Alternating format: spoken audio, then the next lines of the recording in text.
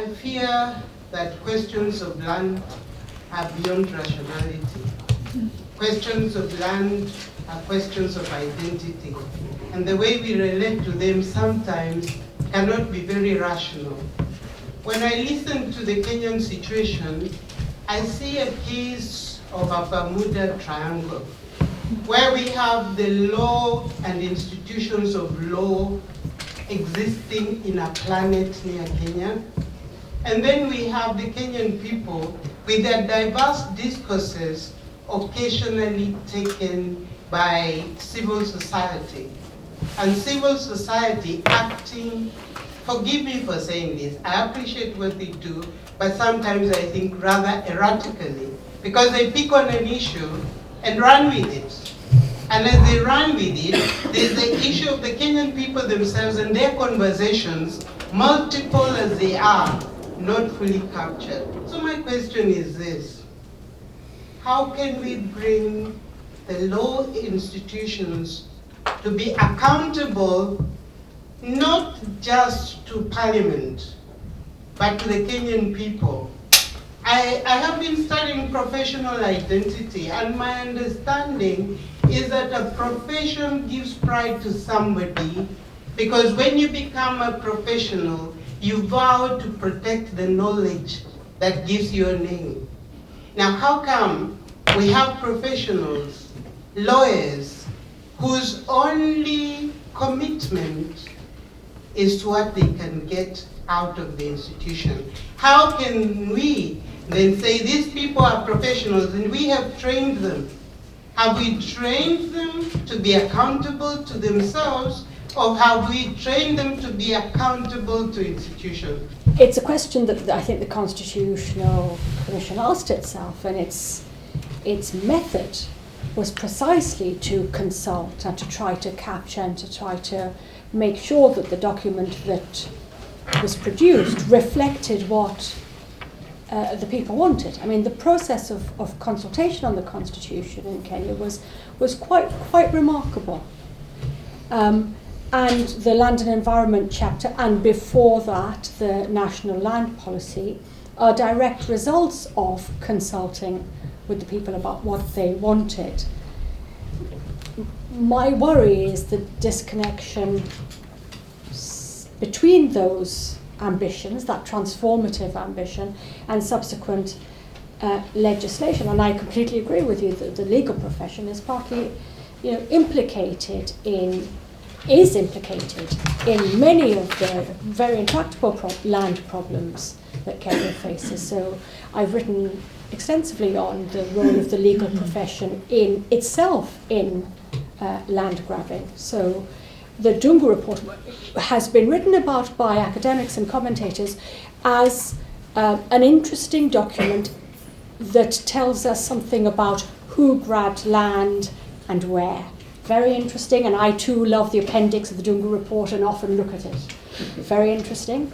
But actually the much, much more interesting story is the how of land grabbing.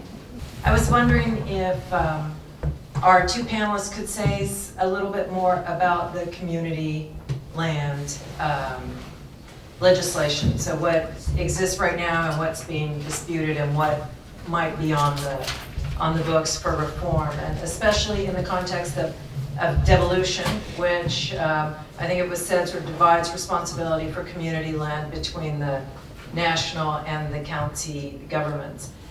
And what I would particularly like to ask you is what you think the critical issues are, the litmus test issues, or really the substance of this, if we can say, struggle is over which points exactly? Is it control over the registry? Is it the authorization of sales? Really, what will be the mechanisms by which this power struggle plays out between these two government at these two scales?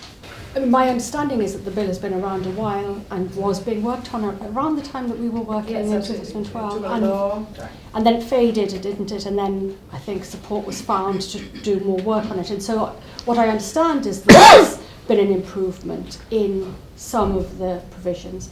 I think in terms of litmus test, in terms of what the coming wrangles are, I mean, I think there are many, but one key one will be the way in which the mandates of the National Land Commission and the Ministry play out, so that on land registration, what will be the role of counties and what will be the role of the National Land Commission or the Ministry.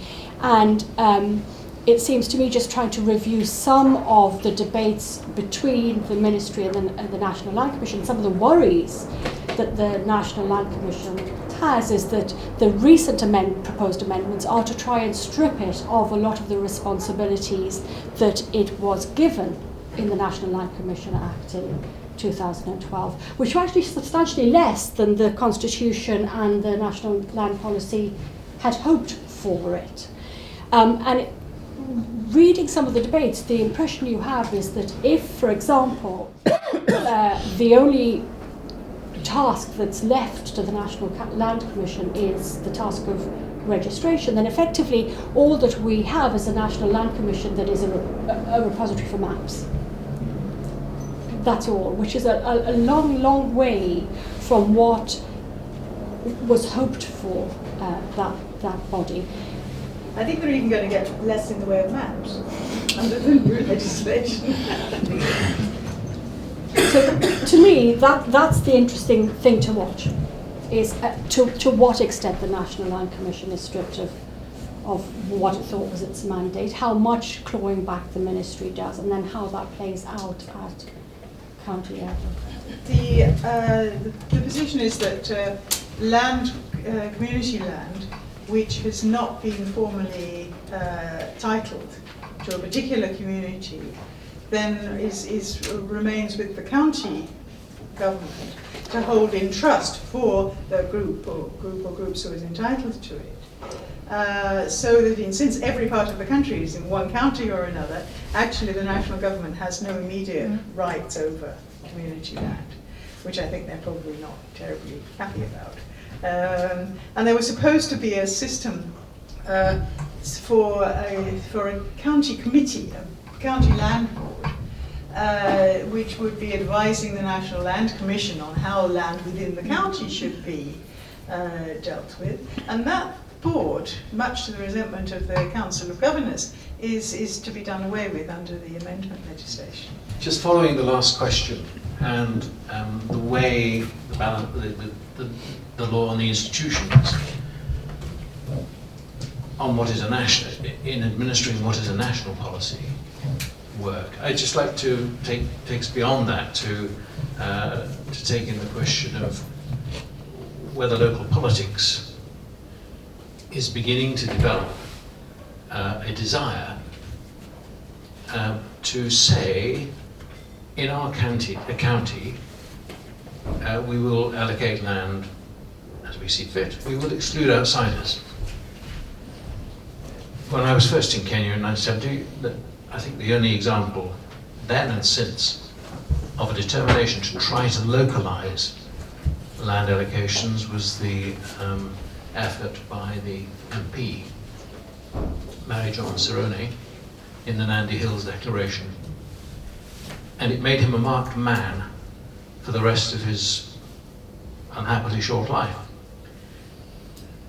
Is there any sign of that kind of sentiment, particularly if the law is actually causing the local element of administration to dry up? Is there any sign of that kind of sentiment growing?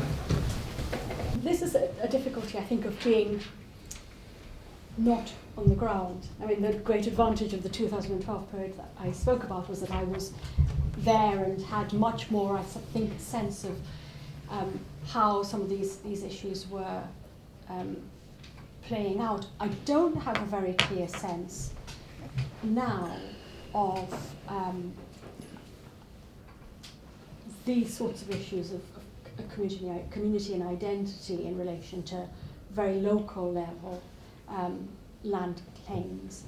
But there is a danger, isn't there, that community land by definition entrenches ethnic identity and provides an opportunity precisely not as perhaps we might think inclusion, but actually exclusion and locking people out. And I think there is a real danger of that. I think I'm going to ask Kathy. Kathy, I think you might know in relation to Kenya. I mean, this links, of course, with your first question about how things are playing out at that level. But do you have a sense from recent work of the dangers of some of those developments? Well, this is exactly what we were thinking about trying to study systematically. So the only information I have about this comes from a very sporadic monitoring of the press. And it's definitely true that some counties, or some people in some of the counties, think that they received the green light to have the land in the county belongs to the, let's say, titular people of that homeland. So that it's definitely, there's such a political current. So I think the question is, you know, how important is this, and will people find the legal and the political means to sort of push these agendas, and if so, you know, how will this be processed through the system? I mean, there will certainly be very powerful forces coming from different directions that would push against that, as there always has been in Kenya. I know around Iraq, for example, you know, many people, there was a loud cry for exclusion of outsiders. As Ambreena says, these traditional land holdings do belong to the particular communities, and they have their own mechanisms of deciding on the use of that land, and they may well be a policy that because under the community land proposals, it will be possible for the community to lease out and so on. There may be pressure against letting outsiders come in. I think on a few cases where people were compensated for land taken away, I think included some, do you know, jail included customary land as well for this railway thing, and so government has already taken, the central government dispose of it. So I think if there were a general policy, let's say in a county, that they are going to make rather limited period leases for particular projects, I think it would be unconstitutional to say only people of this county or this tribe or ethnic community would eligible. We have a very strong Bill of Rights, and that overrides, that binds all levels of government. So I think, but if it was a project to promote development within the community, then I think that would be okay. But if they were to say, yes, we are willing to lease this land for 10 years, 15 years, but only local people apply, I think there's a lot of emphasis in the chapter on devolution that this is not like the Majimbo of 1963. It is really to do more with accountable government, participation, things like that, rather than the preservation of domains, ethnic, tribal domains. I'm just wondering about the dynamics in Kenya, whether the land disputes is like in Zimbabwe, where it's between the remnants of colonialism and the local people. I wonder what are the dynamics in that situation. Then my second question involves the constitutions. I wonder about property laws, whether land issues are a sovereign issue or it's controlled somewhere else. Like if you think about in international relations, African states are said to have juridical sovereignty and not empirical. I wonder if it's the same way, because the Zimbabwean government hasn't given title deeds to the newly resettled farmers. So I wonder whether the constitution controls deeds in the country. On your first question, clearly Kenya's very skewed system of land holding has its roots, its in colonialism. And it remains a very deeply unequal society in terms of access to land. That's clear. On your second point, absolutely, there may not be hard international norms which govern land law, but there are very strong international global currents, intellectual currents in relation to land policy, which I think have informed all East African states since the 1990s considering new land laws. Okay? Tanzania is a very good example of that. The emphasis put on formalization of land title, for example, comes out of its promotion by the World Bank and by the EU, other donors. In Kenya, we have a provision in the Land Act, if I'm not mistaken. It might be in the National Land Commission legislation. It is, in fact, that the National Land Commission will review the efficacy of minimum and maximum land holdings. And that's now given to the Cabinet Secretary. Yeah, this week. And who Bit strict, will do it by regulation, which is a rather sort of almost hidden form of lawmaking. The original intention was that it would be the focus of research by the National Land Commission to make a recommendation, and then it would subsequently be debated and discussed. Is that right? Yeah. So that's completely changed direction. But on the issue of land ceilings, the World Bank is very influential and has set out its policies, very strongly against the idea of land ceilings. Very influential in India, trying to guard against the introduction of land ceilings in land. So there are no hard guiding rules, but there is certainly an intellectual climate that I think has affected the way in which land policy, land laws are promoted, and which are adopted, I think, without very much critique by civil society. So I didn't see civil society in Kenya really asking in any substantive ways about whether formalization of land should be a priority. I didn't see them challenging this huge emphasis on registration. All of those sorts of ideas come down from global land policy, from a kind of intellectual climate that sees the formalization of land as part of a bigger rule of law project. Question for one or both of you. Is land and its resources culture, and as such something that can be framed and claimed as a cultural right, as many indigenous people would claim or argue, or is that really not the best approach to proving or gaining communal rights? I just wanted also secondly linked to that, what is the test for communal land ownership, if there is a single test in law in Kenya? Is it long connectivity, which could be very difficult to prove, as you know? Does oral history count as any kind of proof, or is it solely land title, which many people don't have?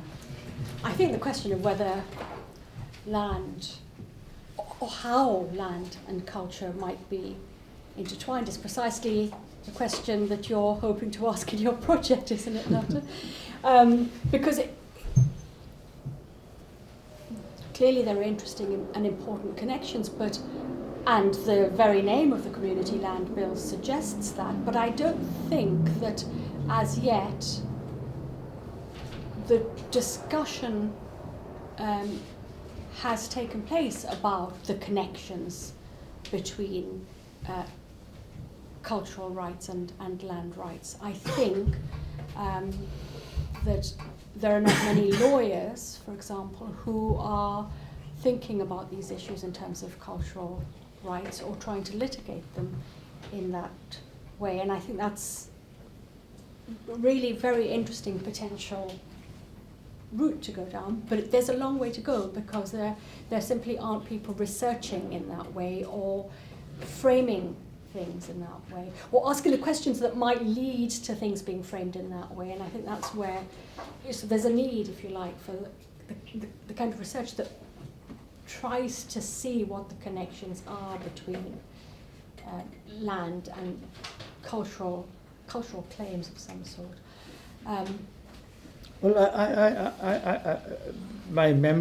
from what I can remember of this OGIAC decision of the African Commission, an element of the case of the OGIAC was precisely that there were these sacred sites which had been taken away, and the Commission was quite strong on that. And they weren't even allowed to go there, they alleged, because it's kept for tourists from England and places like that. And so certainly there was some support in the African Commission of that. And then also I think Jill would know this better, the arguments that the forest people have been making are partly connected to culture. That by being thrown out, by giving it over to the forestry authorities and so on, that their culture is affected. And as I mentioned earlier, the Constitution is very clear that people have a right to maintain their lifestyles, which must include traditional forms of worship and sacred sites and so on. So I would have thought it would be fairly easy to argue that the cultural elements, both in the short chapter on culture, but more generally, the definitions of communities is partly in terms of culture. So I don't think it should be too difficult to argue that that notion of traditional land would also have elements of culture. I think in terms of looking at these challenges, it's always good to look at cases in point from elsewhere in the world. For example, in terms of land rights and restitution, the South African government, ANC, went back to, I think, 1913 and the start of the apartheid laws at that time, and said before that we haven't got the evidence, we haven't got the oral memory in the communities, and worked from there. I think secondly, when you're looking at these issues on communal land, you've got those who are occupying the land, the community who have got a long-term right, interest in that area. You've got those who want to exploit that land for whatever reason, and that can be members in the community, it can be elites in the country, it can be multinationals, whatever. So they have an interest in wanting to exploit a resource in some way. And then you have the government that has a responsibility to its people, but also would like to generate tax revenue to be able to maintain doing government. And I think there's some interesting sort of analogies in those areas. There's a very good case, for example, in terms of tribal lands in Papua New Guinea, where there was a lease-back model developed between government, New Britain Palm Oil Company and the local communities. And that's worked very well, has been a success. And then on the other side of it, in terms of community say over land use, I've just finished doing a little bit of work in Mozambique. And the land belongs to the government, and the government own it on behalf of the people. And there's a lot of work being done by the Dutch government in terms of the land administration, land registry and so forth, and they're looking to devolve that registry to regional areas rather than centralising it in Maputo. And then part of the agreement to get any use of land has got an acid test where the local customary controllers of land have to sign off that they are happy and supportive of that type of development in their area. So I think there's some great analogies we can pick from other case studies around the world.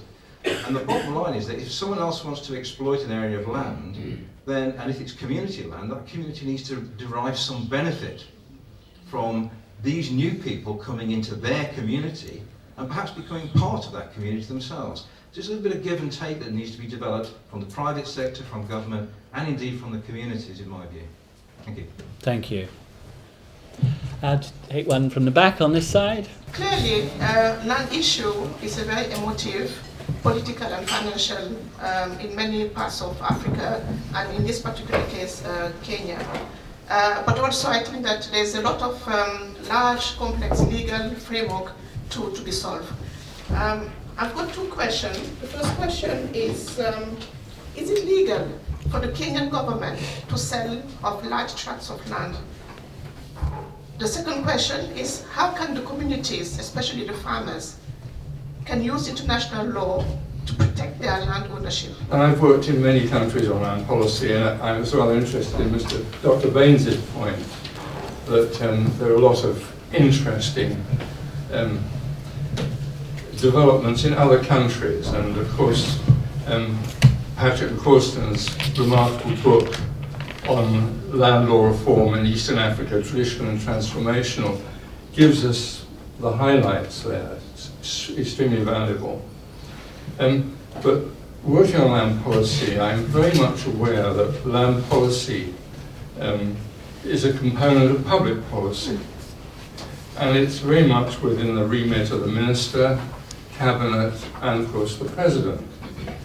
And we heard about civil society and their role, but the role of civil society is always notoriously weak in relation to the power of the government and the president. And I think it's remarkable that the national land policy in Kenya developed in the way it did. It almost happened under the radar of government. And I know that because I was sitting in the Ministry of Lands working on it with the Secretariat for all that time. And it received very little attention because Professor Yash Ghai was struggling with the Burma's draft and other things, and it rather distracted government from what was being said about land. The other point is that in Kenya, we were very much influenced by the donors, and that's received very little attention in this meeting. And of course, the donors had a key role in the development of the national land policy. Initially DFID, then USAID, and then CEDA and others. And in fact, the USAID took the national land policy as drafted in 2007 and almost redrafted aspects of it. And we should remember that, and that was taken very hard by government. They disliked this intervention, but there were resources attached to this intervention. So those are things which we have to understand when then the legislature, and of course the lawyers, took charge of this process and wrested it from civil society and from the donors. And that was a very interesting process, and one observes it in other countries as well. But I was reminded by a placard that Yash once held out at a demonstration, which I think I may be permitted to remind him. Why hire a lawyer when you can pay a judge? To the point about the possibilities of the government selling off tracts of land, that placard speaks to precisely the kind of impunity with which the government can. So all of the infrastructure projects that Yash was mentioning, the Lapsed corridor, the development of harbours, all of these projects take place in a context where government can act with complete impunity about land matters. So we know, for example, that in advance of the Land Report project, using effectively inside information, MPs were buying very valuable pieces of land that they would then later trade. That's a well-established fact in Kenya and widely known. On Martin's point, I mean, it's very interesting because, yes, clearly land policy is an aspect of public policy, but also Patrick McCausland's real contribution was also to show us that land law is an aspect of public law. And so that the way in which citizens interact with administrators, public officials, was one of his key concerns in all of the work that he did, and all of the work that he recounts in his Land Reform in Eastern Africa book. And as you quite rightly say, the story of the land policy, I don't think has really been told. So we allude to the struggle for the land policy, but I don't think anyone's really recorded, and it would be very, very important, I would have said, to do so, how that came about. We know, we trace the way in which it fed or didn't feed into the Constitution, and we know what's happened subsequently, but actually the story of how that policy came to be drafted is in itself really interesting, and probably has lost out to the story about how the Constitution was being drafted. Of course, they then come to intersect. And donors. Yash. Well, donors obviously do influence land policies. Often, as Ambreena said, working through the World Bank or such organizations. But I don't really know very much of specific pressure from particular embassies about that. I agree entirely with Ambreena that collectively they have certain positions which are very much part of World Bank positions. When we were arguing these issues on forestry, we lobbied the Finnish government and one other government, embassies, because we knew that they were very interested in these issues of forestry, and that they had seconded their own nationals to these ministries. So we had 2 or 3, I thought in the beginning, extremely positive meetings, and then it turned out there had been some misunderstanding between their experts and our experts, and in the end we just had to abandon trying to persuade them. So that was a great shame, because I thought that would be one way to break this. But I think now you see this is a different issue, but I think it's also part of the international frame of negotiations and transactions, is we are hosting that is to say the government of Kenya is hosting the WTO meeting in December, I think it is, and it's going to be an extremely critical meeting, because it's going to work out the arrangements for the next years, many years to come, about trade, and there's much anxiety now beginning to be about what are the terms of these agreements that are being now negotiated informally between under WTO auspices between Western governments and African and Asian governments.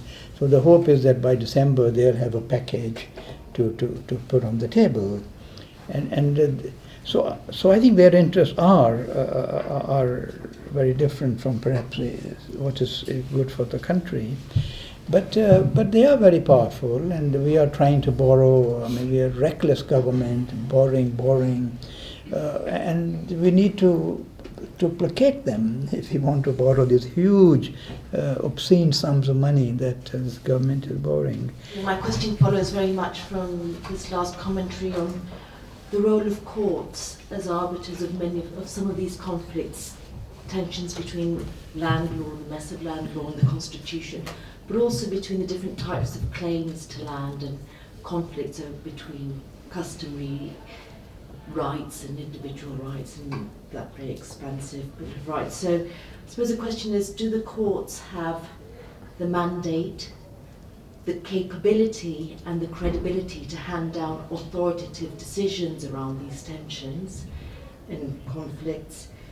Do they have the political clout in terms of being able to, through those rulings, change the conduct of elite actors or those with the power to subvert this? And should they have this power of interpretation that can change the distribution of land or the ownership of land? But we do have a special court on land issues, and it's part of the general judiciary, but they're specialized, and they have the obligation to consider cases brought before them on land, on ownership, and they have to apply the Constitution, apply the laws. The Constitution actually sets out some rules of interpretation which are binding on everyone, but the judges particularly, that in interpreting the Constitution, they will choose that option which is more consistent with national constitutional values and so on, integrity and equality and so on. So I think we are looking very much with the judiciary, land as well as employee relations, industrial relations, and then of course the general issues. And as I said, maybe you came a bit late, that they have given some very good judgments. The problem has been in enforcement of that. The judiciary enjoyed a fair degree of legitimacy after the constitution and the vetting process.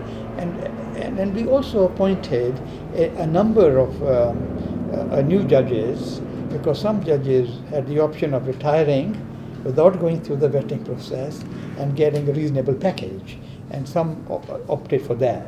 Recently, there have been allegations of corruption within the judicial system, Judicial Service Commission, and it has got a lot of publicity, and so it's not now, I mean, I think people still go to court, and we go to court ourselves, but the difficulties of enforcing judgments, some discredited because they are suspicion of corruption, is definitely going to affect his legitimacy. The Chief Justice has retired in another 14 months or something like that. There's big now tussle already about the replacement. It's clear the government is pushing 2 or 3 people as candidates. They have changed the members of the 2 members of the Judicial Service Commission, which the president can do. They brought in party hacks, getting ready for the vote for the Chief Justice, which is done by the Judicial Service Commission.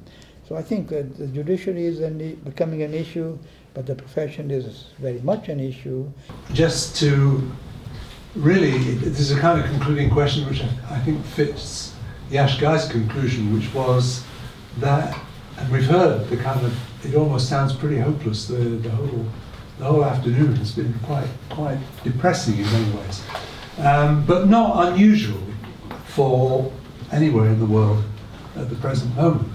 And what is interesting was the conclusion of Yash Ghai, which was that what is needed is a popular movement to take the claim for land forward, to resist what is going on. And this is obviously the only conclusion one can make from all this, but then the question is, where's this popular movement going to come from? Well, it's very hard to know how we get a popular movement going. Before the last elections, the first under the Constitution, the only one under the Constitution, we were working with a number of NGOs, and had just started our own Katiba Institute, and we had a meeting or meetings, and we felt that we ought to nominate collectively or in different ways at least 20, 30 people that we trusted completely. And Willie Matunga, who is now Chief Justice, he wasn't then, always used to argue that if you get 20 good people in the legislature, it will make a difference. And he referred to the earlier period, even towards the end of Moise, when they had 4 or 5 very good people, and they stirred things up. So we then invited people to express their interest in standing. We got some names. The NDI, the National Democratic Institute from US, had a program to train political parties, or for the forthcoming election. They agreed to do the same for us. Jill found out that Czechoslovakia and Ireland had the largest number of independent candidates, so they said, yes, we will bring MPs from these areas to come and tell you what they do to get in. Well, I mean, all this was going well, and then suddenly everybody backed out, and I still don't know why they backed out. But that is not a movement as such that I'm talking of now. I was talking of candidates, but that would lead to some movement, because we all agree we will work with them, we'll go to the villages, we'll produce literature, translate. but then it all fizzled out. Now elections are about 2.5 years hence, and there's not much talk of it. I have to say that the son of Tom Mboya has set up a political party, and but I'm not sure, I haven't seen him for a while, how far he has got with the recruiting. Under the Constitution, there are some quite strict rules about before you can be registered as a political party for the purposes of elections. And this involves having a kind of national presence. We wanted to move away from ethnic parties. So you must establish to the registrar that you really represent people from different parts of the country, certain other norms of democracy internally, etc. Well, they're too new to be able to do that, but they're trying to do that, and I think they may have been registered now, but I'm not sure. But they can function as a political party. It's just for election purposes.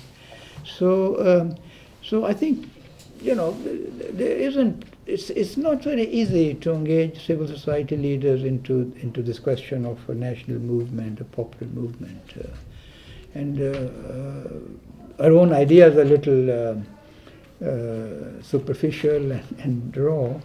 But one thing that we are now trying to do in Katiba Institute, we are now. We have a regular column in one of the major newspapers on a Saturday paper, and we have a whole page given to us, and we are dealing with a lot of critical subjects. And so what we did last year, early this year, was to go through these columns and pick up, so they constitute a theme. So one was the national values and principles, one was on devolution, a third one on minority rights is almost ready. And so we have them in English now, and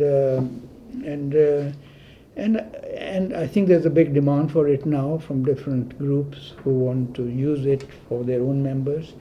We are now doing one on a 5-year analysis, and then our hope is to be able to translate these in Swahili, and then maybe more useful. But we don't have the money to do the translation, though we have an offer of printing. So anyway, I thought that could be one way, and we work with groups, CBOs, community-based groups, NGOs outside Nairobi, and but there is a very serious attack now on civil society, as you may know. When I said we had no money for translation, the two organizations in Mombasa, one is called Mahuri, the other is called Haki Africa, had said we have enough money. These are coastal groups, they have great scholars of Swahili, they will do it for us, and they will even print it. And the day they were supposed to start, or about that time, the government banned them. I don't know if you heard about this here, it's a big scandal. And they said they are subversive, they are terrorists, they froze their bank accounts and so on. Then we, among others, went to court, and the court said there's no evidence whatsoever that they had any terrorism. But the court refused to lift the ban, the freeze on their account. Now we're going back to court just to argue for their accounts being unfrozen. Unfrozen. So, and they are doing this to intimidate civil society. They feel very beleaguered now. So I don't know, they're closing every little bit. I cannot understand why this government is doing these things. We haven't talked about the whole new scheme for police and security, which emphasize their commitment to protect the people and not shoot at them. The largest number of killings, especially using arms, is by far done by the police. There is no accountability, no inquiry. There's no law which says there must be inquiry. We now have a commission, oversight commission, oh, they can't do anything. This sense of hopelessness. But why is this government doing it? I don't understand. Because they were elected, they control the executive, they control the legislature, and nobody was seriously threatening them in any way until Jomo Kenyatta decided that he wanted a regime which paralleled his father's regime. So all the old laws are being sort of brought in some way or the other. Constitution is regularly violated. The best example, I think, in the last few days is that there's a dispute between the teachers, which covers almost all the teachers of public schools, and the government on their salary. And the government and the trade union had negotiated and agreed a certain percentage of increase for the year starting last month. And the court made a quite a strong ruling on this.